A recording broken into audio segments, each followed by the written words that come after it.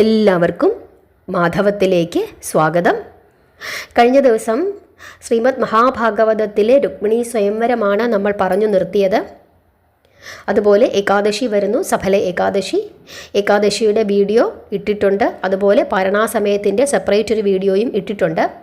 സംശയം ചോദിച്ചവരോട് ആ സംശയങ്ങളൊക്കെ വിശദമായി തന്നെ ആ വീഡിയോകളിൽ പറഞ്ഞിട്ടുണ്ട്. അതൊക്കെ എല്ലാവരും ഒന്ന് കേൾക്കണം. അതുപോലെ ശ്രീമദ് ഭഗവത്ഗീതയുടെ ക്ലാസ് എല്ലാ ദിവസവും രാത്രിയിൽ ഞാൻ ഇടുന്നുണ്ട്. എല്ലാവരും അത് കേൾക്കണം. ഒരുപാട് ആളുകൾക്ക് ഭഗവത്ഗീതയുടെ നോട്ടിഫിക്കേഷൻ ചെല്ലുന്നില്ല എന്ന് പറഞ്ഞു. നിങ്ങൾ സബ്സ്ക്രൈബ് ചെയ്യുമ്പോൾ അതിൻ്റെ തൊട്ടപ്പുറത്തുള്ള ഓൾ എന്ന ബട്ടണാണോ അമർത്തിയിരിക്കുന്നത് എന്നൊന്ന് ശ്രദ്ധിക്കുക. ചിലപ്പോൾ ഓൾ ആയിരിക്കത്തില്ല എനേബിളായി കിടക്കുന്നത്, പേഴ്സണലൈസ്ഡ് അങ്ങനെ എന്തെങ്കിലും ആയിരിക്കും എനേബിളായി കിടക്കുന്നത്. അത് ഒന്ന് ശ്രദ്ധിച്ചു കൊള്ളുക. അങ്ങനെയാണെങ്കിൽ ഓൾ ആക്കിക്കഴിഞ്ഞാൽ തീർച്ചയായിട്ടും നിങ്ങൾക്ക് നോട്ടിഫിക്കേഷൻ കിട്ടും. ഇനി ഏതെങ്കിലും കാരണവശാൽ യൂട്യൂബ് നോട്ടിഫിക്കേഷൻ അയച്ചില്ല എന്നുണ്ടെങ്കിൽ നിങ്ങളുടെ ചാനലിൽ ഒന്ന് കയറി നോക്കിക്കോളൂ. എല്ലാ ദിവസവും വീഡിയോ ഇടും. അതുപോലെ പ്ലേലിസ്റ്റിൽ ഭഗവത്ഗീത എന്ന് പറഞ്ഞ ഒരു പ്രത്യേകം ഫോൾഡറുണ്ട്. അതിനകത്ത് ഇതുവരെ നമ്മൾ ഇട്ടിരുന്ന ഭഗവത്ഗീതയുടെ ക്ലാസ്സുകളെല്ലാം അതിൽ കിടപ്പുണ്ട്. അതുപോലെ തന്നെ മഹാഭാഗവതം എന്ന് പറഞ്ഞ പ്രത്യേകം മറ്റൊരു ഫോൾഡറുണ്ട്. ആ ഫോൾഡറിനകത്ത് നമ്മൾ ഇതുവരെ ഭാഗവതത്തിൽ പറഞ്ഞിട്ടുള്ള കഥകളെല്ലാം കിടപ്പുണ്ട്. അപ്പോൾ അതൊന്ന് എടുത്ത് നോക്കിക്കോളൂ. ആരോടെങ്കിലും നമുക്ക് നോക്കാൻ അറിയത്തില്ലെങ്കിൽ, ചില ആളുകൾക്ക് നോക്കാൻ അറിയില്ല, അവർ വീട്ടിലുള്ള ആളുകളോട് പറഞ്ഞു കഴിഞ്ഞാൽ തീർച്ചയായിട്ടും അവരത് നമുക്ക് കാണിച്ചു തരും. ഭഗവാന്റെ കാര്യമാണ്, ആരും വേണ്ട എന്ന് പറയില്ല. അങ്ങനെ രുക്മിണീ സ്വയംവരം നമ്മൾ കഴിഞ്ഞ ദിവസം പറഞ്ഞു കഴിഞ്ഞു. ഇനി രുക്മിണീ സ്വയംവരത്തിന് ശേഷം എന്താണ് ഭഗവാന്റെ ജീവിതത്തിൽ സംഭവിച്ചതെന്ന് നമുക്ക് നോക്കാം. വിവാഹാനന്തരം പരമാനന്ദകരമായ ദാമ്പത്യ സുഖം അനുഭവിച്ചു വാഴുന്ന കാലത്ത് ഒരു നിശാവേളയിൽ ശയനമണിയറയിൽ വെച്ച് രുക്മിണീദേവി ഒരു സന്താന ലാഭത്തിന് അനുഗ്രഹിക്കണമേ എന്ന് പ്രാണപതിയോട് അഭ്യർത്ഥിച്ചു. ഒരു സ്ത്രീയായാൽ അവൾ ഒരു മാതാവാകാൻ ആഗ്രഹിക്കും. മാതൃത്വമാണ് അവളുടെ ജീവിതം ധന്യമാക്കി തീർക്കുന്നത്. അതുകൊണ്ട് നിന്റെ ആഗ്രഹം ഒരിക്കലും തെറ്റല്ല. നിന്നിലുണ്ടാകുന്ന പ്രഥമപുത്രൻ കാമദേവാംശജൻ ആയിരിക്കുമെന്ന് ബ്രഹ്മദേവൻ പറഞ്ഞിട്ടുണ്ട്. ആയതിനാൽ കാമവൈരിയായ പരമശിവന്റെ അനുഗ്രഹം കൂടി നിനക്ക് പുത്രലാഭത്തിന് ആവശ്യമാണ്. ഈ വിധം ശ്രീകൃഷ്ണൻ രുക്മിണീദേവിയോട് പറഞ്ഞു. ഇങ്ങനെ പ്രിയതമയെ സമാധാനപ്പെടുത്തി അന്നത്തെ രാത്രി കഴിച്ചു കൂട്ടിയതിനു ശേഷം അടുത്ത ദിവസം പ്രഭാതത്തിൽ കൃഷ്ണൻ യാദവ നേതാക്കളായ ഉഗ്രസേനൻ, ശൂരസേനൻ, ഉദ്ധവർ, സാത്യകി തുടങ്ങിയവരെ സഭാമണ്ഡപത്തിൽ വിളിച്ചു വരുത്തി ഇപ്രകാരം പറഞ്ഞു. പുണ്യദേവാലയമായ ബദര്യാശ്രമം വരെ ഒന്ന് പോയാൽ കൊള്ളാമെന്ന് ഞാൻ ആഗ്രഹിക്കുന്നു. മോക്ഷപ്രദമായ നരനാരായണ വിഗ്രഹത്തെ ദർശിച്ച് കഴിയുന്നതും വേഗം ഞാൻ തിരിച്ചു വരാം. രാജ്യഭരണ വിഷയത്തിൽ നിങ്ങളെല്ലാവരും ഏക മനസ്സോടെ പ്രവർത്തിക്കണം. ജ്യേഷ്ഠനോടും കൂടി എല്ലാ കാര്യങ്ങളും ആലോചിക്കണം. ശത്രുക്കൾക്ക് പ്രവേശിക്കാൻ യാതൊരു പഴുതും നൽകരുത്. ധർമ്മകാര്യങ്ങൾക്ക് വിലോപം വരുത്തരുത്. അനീതിയെ ചെറുക്കണം, നീതിയെ പുലർത്തണം. സഭ പിരിഞ്ഞതിനു ശേഷം ഭഗവാൻ ഏകനായി ആരാമത്തിൽ പ്രവേശിച്ചു. എന്നിട്ട് ഭഗവാൻ ഗരുഡനെ മനസ്സിൽ ചിന്തിച്ചു. തൽക്ഷണം തന്നെ പക്ഷീന്ദ്രൻ ഭഗവാന്റെ മുമ്പിൽ പ്രത്യക്ഷപ്പെട്ട് തൊഴുത് വന്ദിച്ചു. കൃഷ്ണൻ അരുളി ചെയ്തു, എനിക്ക് മൃത്യുഞ്ജയ ദർശനത്തിനു വേണ്ടി കൈലാസം വരെ പോകണം. ഉടനെ ഗരുഡൻ ചിറകുകൾ പരത്തി ഭൂമിയിലേക്ക് താഴ്ന്നു. നന്ദാത്മജൻ അവൻ്റെ കണ്ഠത്തിൽ ആരൂഢനായി. തൽക്ഷണം ഗരുഡൻ ഗഗനത്തിലേക്ക് ഉയർന്നു കൈലാസപർവ്വതം ലക്ഷ്യമാക്കി പറക്കുവാൻ തുടങ്ങി. ഗരുഡവാഹനനായി ഗഗനവീതിയിൽ സഞ്ചരിക്കുന്ന ജഗന്മോഹനെ കണ്ട് പരമാനന്ദ വായ്പോടെ ദേവഗന്ധർവ കിംപുരുഷന്മാരും നാരദാദി ബ്രഹ്മർഷി മുഖ്യരും അദ്ദേഹത്തെ സ്തുതിച്ചുകൊണ്ട് കൂടെ സഞ്ചരിച്ചു. മാർഗമധ്യേ ബദര്യാശ്രമം കണ്ട് ബലഭദ്രാനുജൻ അവിടെ ഇറങ്ങി. ബദര്യാശ്രമത്തിലേക്ക് പോകുന്നു എന്നാണല്ലോ അദ്ദേഹം യാദവ നേതാക്കളോട് പറഞ്ഞത്. ആ വാക്ക് സത്യമാകണം. കൂടാതെ തന്നെ കാണുവാൻ ആഗ്രഹിച്ചുകൊണ്ട് അനവധി മുനികളും ഭക്തന്മാരും അവിടെ തപസ്സു ചെയ്യുന്നുണ്ട്. അവർക്ക് ദർശനവും നൽകണം. ഈ ഉദ്ദേശത്തോടു കൂടിയാണ് ഉത്തമ പുരുഷനായ കൃഷ്ണൻ അവിടെ ഇറങ്ങിയത്. കമനീയ ദിവ്യാകൃതിയോടുകൂടിയ കാർ കൊണ്ടൽ വർണ്ണനെ കണ്ട് അവിടെ തപസ് ചെയ്തുകൊണ്ടിരിക്കുന്ന മഹർഷികളും ഭക്തന്മാരും തങ്ങൾ കാണുവാൻ ആഗ്രഹിച്ചു കൊണ്ടിരിക്കുന്ന സാക്ഷാൽ ശ്രീകൃഷ്ണ ഭഗവാൻ തന്നെയാണ് ഇതെന്നുള്ള വിശ്വാസത്തോടു കൂടി അദ്ദേഹത്തെ എതിരേറ്റ് തൃപ്പാദങ്ങളിൽ പ്രണമിച്ചു. തൻ്റെ ദർശനം മോഹിച്ചിരുന്ന അവർക്ക് അദ്ദേഹം നയനസാഫല്യം നൽകി. അദ്ദേഹം അവരെ അനുഗ്രഹിച്ചു. പിശാചുരൂപികളും പ്രാകൃതന്മാരുമായിരുന്ന ഖണ്ഡൻ, കർണൻ തുടങ്ങിയ ശിവഭൂതഗണങ്ങളെ ശിവപ്രിയനായ കേശവൻ തൃക്കൈകളാൽ സ്പർശിച്ച് സുന്ദര രൂപികളാക്കി തീർത്തു. തങ്ങളെ കൂടി കൈലാസത്തിലേക്ക് കൊണ്ടുപോകണമെന്ന് മുനികളും ഭക്തന്മാരും അപേക്ഷിച്ചതനുസരിച്ച് ഭഗവാൻ അവരെയും കൂടി ഗരുഡൻ്റെ മുകളിൽ കയറ്റി കൈലാസയാത്ര തുടർന്നു. ഹരേ കൃഷ്ണ. എല്ലാവരും ഭഗവാന്റെ ആ യാത്ര ഒന്ന് മനസ്സിൽ കണ്ടുകൊള്ളുക. ഹരേ കൃഷ്ണ. മുരാന്തകനും പുരാന്തകനും തമ്മിലുള്ള കൂടിക്കാഴ്ച കാണുവാനായി വിരിഞ്ചദേവനും മറ്റ് അനവധി സന്യാസിമാരും യക്ഷഗന്ധർവ കിം പുരുഷന്മാരും പ്രഹ്ലാദൻ തുടങ്ങിയ ഭക്തന്മാരായ അസുരന്മാരും ശിവഭക്തനായ ബാണാസുരനും വഹ്നി, വരുണൻ, കുബേരൻ, യമൻ, വായു, നിര്യതി, ഇന്ദ്രൻ തുടങ്ങിയ അഷ്ടദിക്പാലകന്മാരും നാരദാദി മുനിമാരും സ്തോത്രഗീതങ്ങൾ പാടിക്കൊണ്ട് കൈലാസത്തിലേക്ക് തിരിച്ചു. ആകാശത്തിൽ ദേവവിമാനങ്ങൾ നിരന്നു. ആദിത്യചന്ദ്രന്മാരും പരമദീപ്തിയോടെ ആകാശത്തിൽ പ്രത്യക്ഷപ്പെട്ടു. കൃഷ്ണൻ അവതാരമാണെന്ന് എല്ലാവർക്കും അറിയാമെങ്കിലും അദ്ദേഹത്തിൻ്റെ വൈഭവം എത്രമാത്രമുണ്ട് എന്നറിയുവാനുള്ള ആകാംക്ഷയാണ് അവിടെ ആഗമിക്കുവാൻ അവരെ പ്രേരിപ്പിച്ചത്. അത്ഭുതം, മഹാത്ഭുതം! വൈകുണ്ഠവും കൈലാസവും ഒന്നായി ഭക്തജനങ്ങൾ അവിടെ ദർശിച്ചു. സുരഭിലങ്ങളായ കുസുമസഞ്ചയങ്ങൾ വിടർന്നു. പരിമളം പരത്തിക്കൊണ്ട് മന്ദമാരുതൻ വീശി. പക്ഷിജാലങ്ങൾ ഗാനങ്ങൾ മുഴക്കി. പാവനമായ ഗംഗ മന്ദമായി ഒഴുകി. വിഷ്ണു പാർഷദന്മാരും ശിവപാർഷദന്മാരും ഭേദമില്ലാതെ കാണപ്പെട്ടു. ഭഗവാൻ ശ്രീകൃഷ്ണൻ എത്തിയ വിവരം ജ്ഞാനദൃഷ്ട്യാ സോമസുന്ദരമൂർത്തി അറിഞ്ഞു.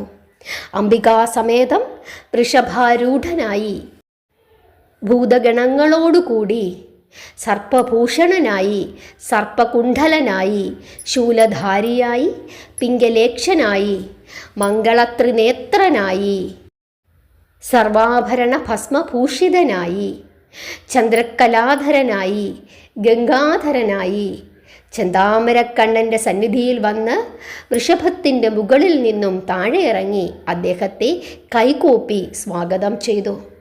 ഭഗവാൻ കൃഷ്ണനും പക്ഷീന്ദ്രകണ്ഠത്തിൽ നിന്നും അവരോഹണം ചെയ്ത് പശുപതിയെയും പാണിപങ്കജങ്ങൾ കൂപ്പി വന്ദിച്ചു.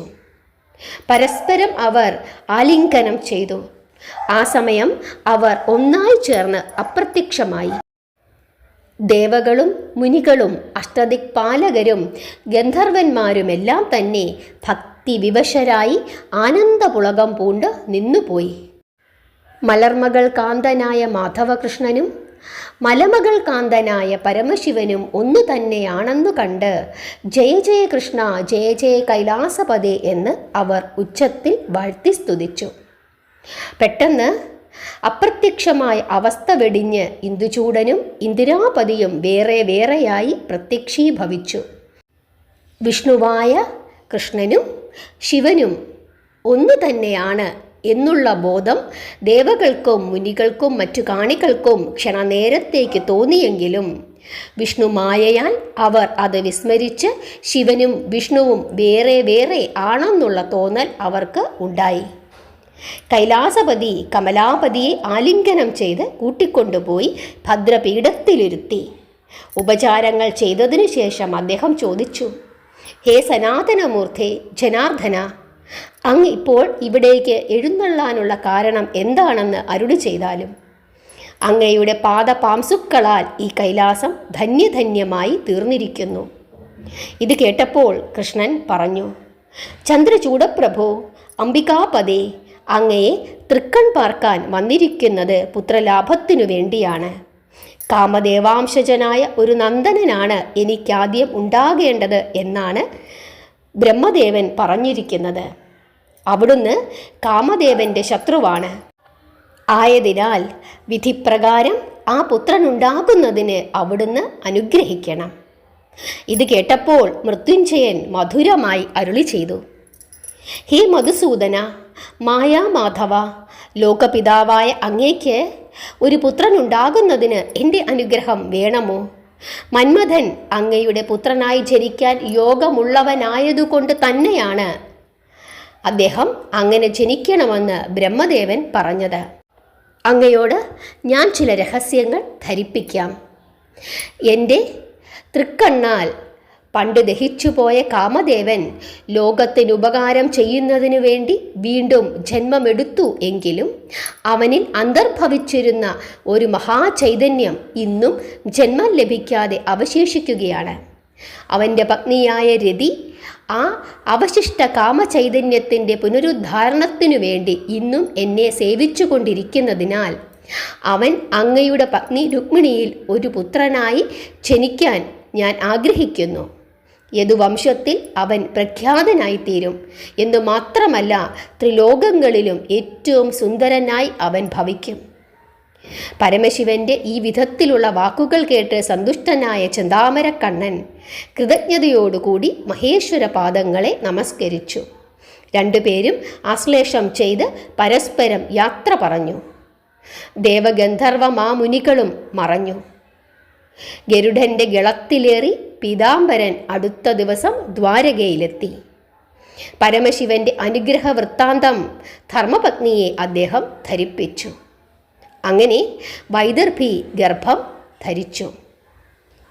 പണ്ട് ശംബരൻ എന്ന ഒരു അസുരൻ ബ്രഹ്മദേവനെ തപസ്സു ചെയ്ത് പ്രത്യക്ഷപ്പെടുത്തി. എന്തു വരം വേണമെന്ന് ബ്രഹ്മദേവൻ ചോദിച്ചപ്പോൾ ആരാലും താൻ വധിക്കപ്പെടാൻ പാടില്ല എന്നും അഥവാ വധിക്കപ്പെടണമെങ്കിൽ കാമദേവനാൽ മാത്രമായിരിക്കണമെന്നും അവൻ വരം ആവശ്യപ്പെട്ടു.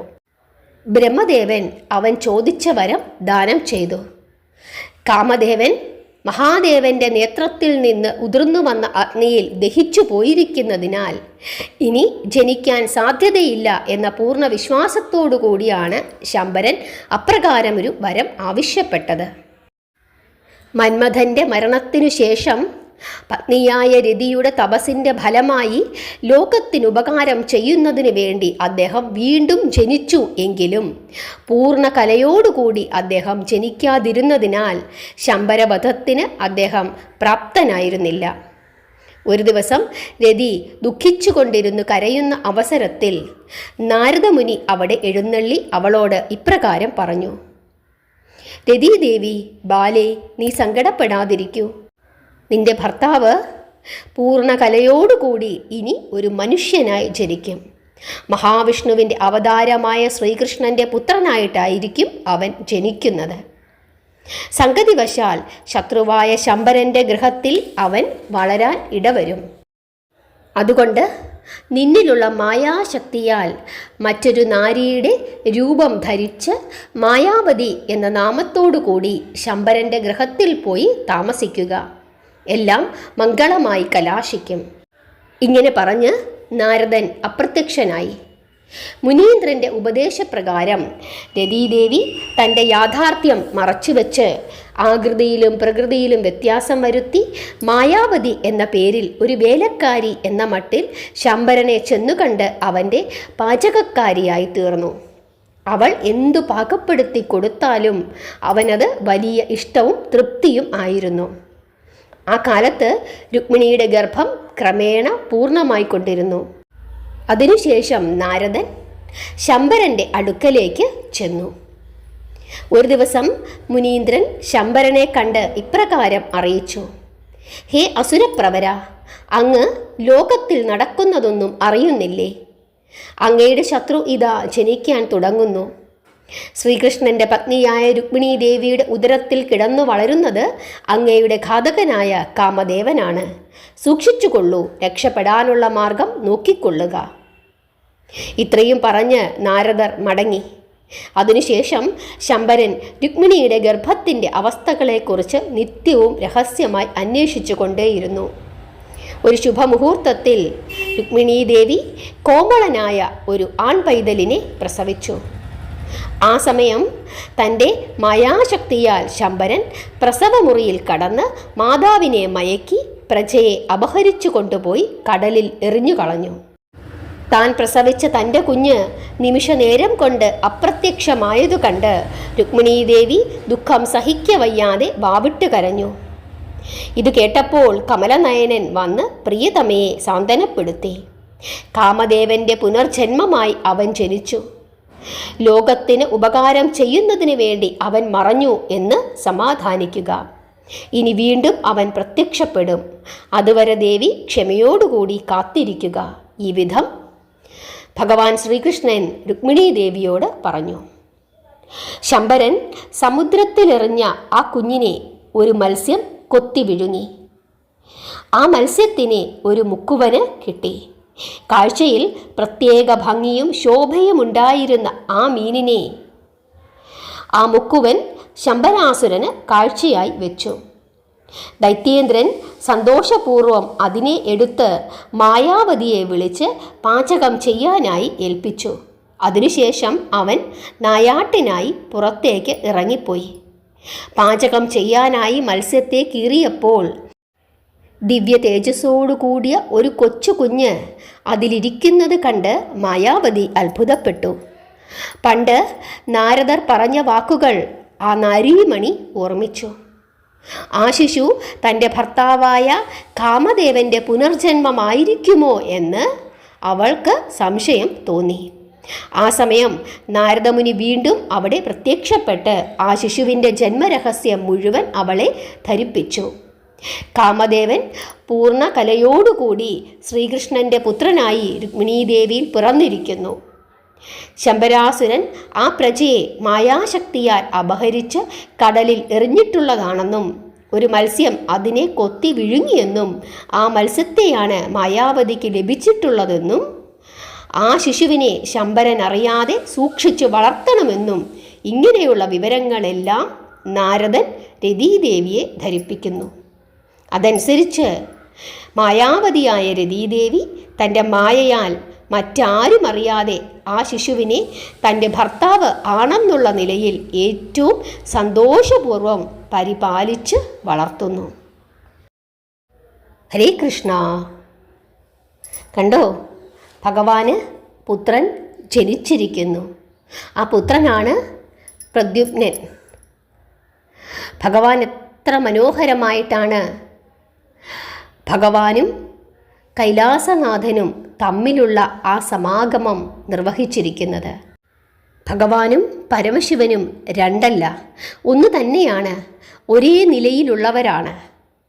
അവരോരോരുത്തരും പരസ്പരം സഹകരിച്ചും അനുവാദങ്ങൾ ചോദിച്ചും അഭിപ്രായങ്ങൾ ആരാഞ്ഞും സഹവർത്തിത്വത്തോടുകൂടി നമ്മുടെ മുമ്പിൽ ജീവിച്ച് കാണിക്കുകയാണ്. ഇതൊക്കെ നമ്മുടെ ജീവിതത്തിൽ പകർത്തുന്നതിന് വേണ്ടിയിട്ടാണ് ഈ കഥകളൊക്കെ പഠിക്കുന്നത്. നമ്മളാണെങ്കിലോ നമ്മുടെ അതേ സ്റ്റേജിലുള്ള ആളുകളോട് എന്തെങ്കിലും ഒരു ബഹുമാനം കാണിക്കുമോ? നമ്മളെക്കാൾ താഴ്ന്ന നിലയിലുള്ള, അതായത് സാമ്പത്തികമായോ അല്ലെങ്കിൽ ജോലി സംബന്ധപരമായോ ഒക്കെ താഴ്ന്ന നിലയിലുള്ള ആളുകളോട് പരമപുച്ഛമായിരിക്കും. ഒരു തരത്തിലും അവരെ മൈൻഡ് ചെയ്യത്തില്ല. അവർ പറയുന്ന കാര്യങ്ങൾ കേൾക്കില്ല. അവരോട് യാതൊരു ബഹുമാനവും കാണിക്കുകയുമില്ല. ഇതാണ് ഇന്നത്തെ സമൂഹത്തിൽ നമ്മൾ കാണുന്നത്. പക്ഷേ ഭഗവാൻ എന്താണ് നമുക്ക് കാണിച്ചു തരുന്നത്? എന്താണ് നമ്മളെ പഠിപ്പിച്ചു തരുന്നത്? ഈ കാര്യങ്ങളൊക്കെ വെറുതെ ഒരു കഥ പോലെ കേട്ടിരിക്കാനല്ല നമ്മൾ പഠിക്കേണ്ടത്. ഇതിൽ നിന്നും ഒരുപാട് കാര്യങ്ങൾ പഠിച്ച് നമ്മുടെ ജീവിതത്തിൽ അത് പകർത്തുക തന്നെ വേണം. പരസ്പര ബഹുമാനത്തോടു കൂടിയും പരസ്പര സ്നേഹത്തോടു കൂടിയും കാര്യങ്ങൾ പരസ്പരം അങ്ങോട്ട് ചോദിക്കുകയും അഭിപ്രായം പറയുകയും ആശീർവാദം മേടിക്കുകയും ഒക്കെ ചെയ്തു വേണം ഓരോരുത്തരും മുമ്പോട്ട് പോകാൻ എന്നാണ് ഇവിടെ ഭഗവാൻ നമുക്ക് പഠിപ്പിച്ചു തരുന്നത്. ഹരേ കൃഷ്ണ. എല്ലാവർക്കും മനസ്സിലായി എന്ന് വിശ്വസിക്കുന്നു. നാമം ജപിക്കുക, പ്രാർത്ഥിക്കുക. ഏകാദശി സംബന്ധമായ എല്ലാ സംശയങ്ങൾക്കുള്ള മറുപടികളും കഴിഞ്ഞ വീഡിയോയിൽ ഞാൻ പറഞ്ഞിട്ടുണ്ട്. പാരണാസമയം പറഞ്ഞിട്ടുണ്ട്. ചില സ്ഥലങ്ങളിൽ ഏകാദശിക്ക് വ്യത്യാസമുണ്ട്, അതും പറഞ്ഞിട്ടുണ്ട്. എല്ലാവരും ആ 2 വീഡിയോകളും കണ്ട് ഭഗവത്ഗീതയുടെ ക്ലാസ്സുകളിലും കയറി പഠിച്ച് നാമം ജപിച്ച് ഈ കലിയുഗത്തിൽ മുമ്പോട്ട് പോകണം. എല്ലാവരെയും ഭഗവാൻ അനുഗ്രഹിക്കട്ടെ. ഹരേ കൃഷ്ണ.